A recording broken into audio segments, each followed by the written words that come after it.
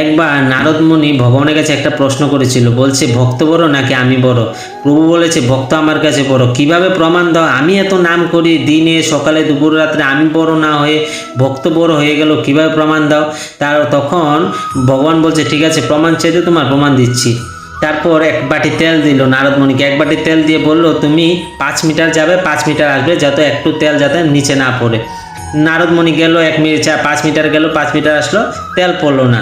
তখন এসে প্রভুকে বলছে, আসার পর প্রভুকে বলছে প্রভু গেলাম আসলাম কিন্তু তেল পড়লো না। ঠিক আছে, তুমি যে তেল নিয়ে গেলে আমার কথা কয়বার ভাবলে? বলছে প্রভু এক বাটি তেলের কথা ভাবতে ভাবতে তোমার কথা ভুলেই গেছি।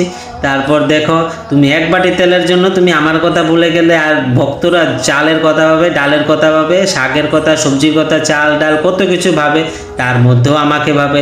তাহলে তুমি বলো ভক্ত বড় নাকি তুমি বড়? ভক্তই আমার কাছে স্বাভাবিক বড় হবে। ভক্ত এত কিছু ভাবা